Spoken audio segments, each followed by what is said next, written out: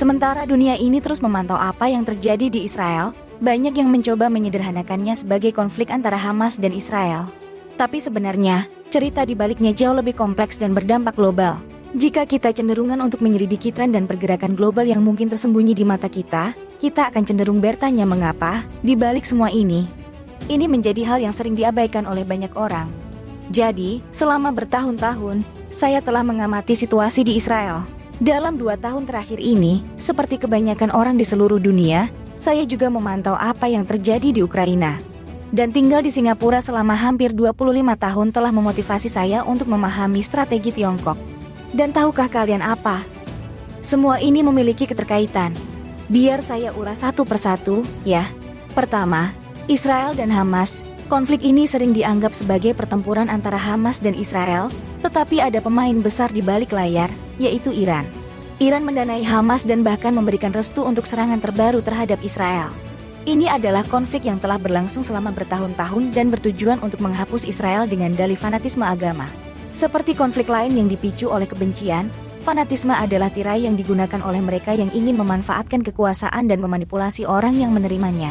Selanjutnya, Ukraina dan Rusia. Di sini kita punya seorang diktator yang ingin menghidupkan kembali Uni Soviet lama dan menciptakan kekaisaran baru.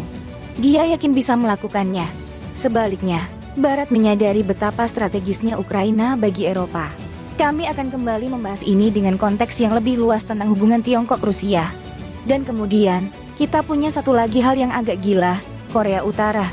Mereka memiliki senjata nuklir dan pemimpinnya, Kim Jong-un, mengancam Jepang dan Taiwan di sebelah timur, tapi sekaligus juga merasa terancam oleh demokrasi dan kapitalisme Amerika.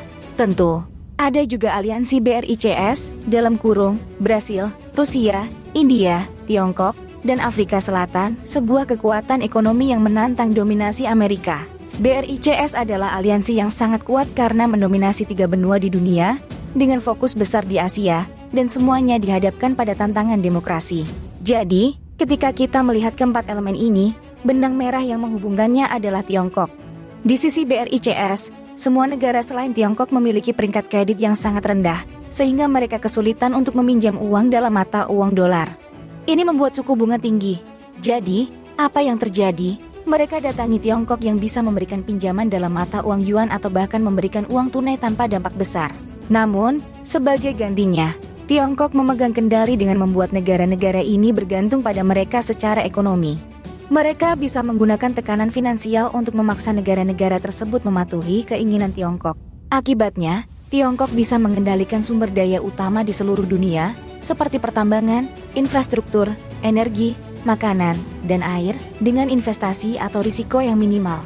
Di sisi lain, kita punya Tiongkok, Iran, Rusia, dan Korea Utara. Saya menyebut mereka sebagai CIRN. Aliansi BRICS adalah aliansi ekonomi, sementara CIRN adalah aliansi yang lebih cenderung menciptakan kekacauan dan ketidakstabilan. Tiongkok terus mempengaruhi dan memanipulasi ketiga negara lain ini dengan mendukung dan memperkuat kekuatan dan keinginan mereka, sambil memperbesar ketakutan mereka. Putin ingin membangkitkan kembali kekaisarannya, Iran ingin mendominasi dunia Islam di Timur Tengah, yang tentu saja mengharuskan penghapusan Israel dan Zionisme. Dan Korea Utara, ya, pria ini terlihat agak gila, tapi dia hanya akan terus berkuasa sebagai diktator totaliter.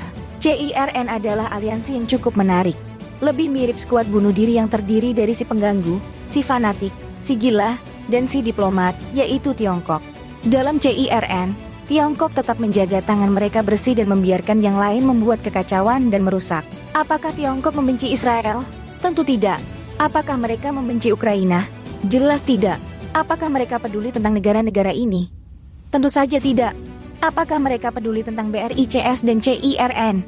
Ya, selama aliansi-aliansi ini masih melayani tujuan mereka dalam mengganggu ekonomi dan politik global, sambil memperkuat Tiongkok. Inilah yang membawa kita pada inti dari semua ini.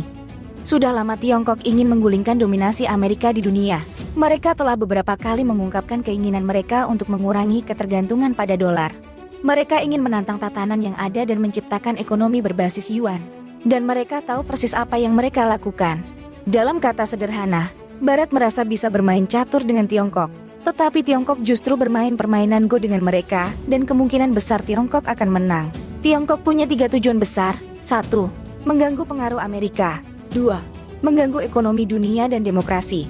3. Mendapatkan keuntungan finansial dalam jangka pendek dan panjang.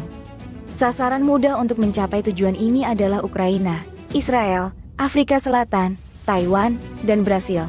Negara-negara ini bisa menarik perhatian AS, PBB, dan NATO, membuat mereka menghabiskan banyak sumber daya seperti uang, makanan, energi, sambil menghambat inovasi dan mengalihkan dunia barat dari ambisi Tiongkok.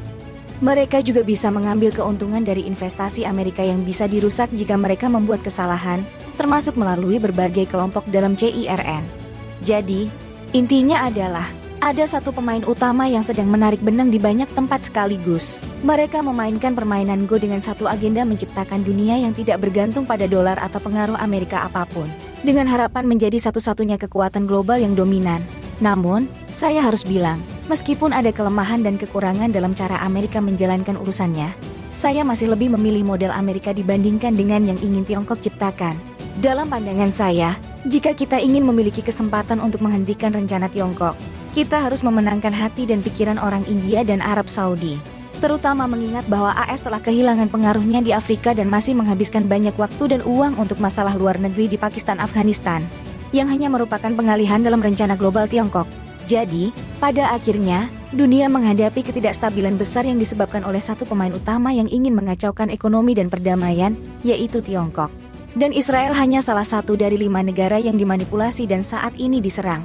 Oh, kalau Anda orang yang agamis, mungkin Anda akan menemukan kesamaan dengan kisah Yakjuj dan Makjuj serta Armageddon yang pernah diceritakan. Dan jika Anda suka prediksi-prediksi lain, Nostradamus atau Prabu Jayabaya bahkan telah menyebutkan bahwa perang dunia berikutnya akan terjadi antara timur dan barat. Jadi, jika kita ingin memiliki peluang untuk mengatasi ini semua, kita perlu tindakan yang tegas dan pertanggungjawaban yang kuat. Terutama jika kita ingin memahami gambaran yang lebih besar dan dampak global yang lebih besar dari serangan ini. Terima kasih sudah sudi mengikuti channel kami.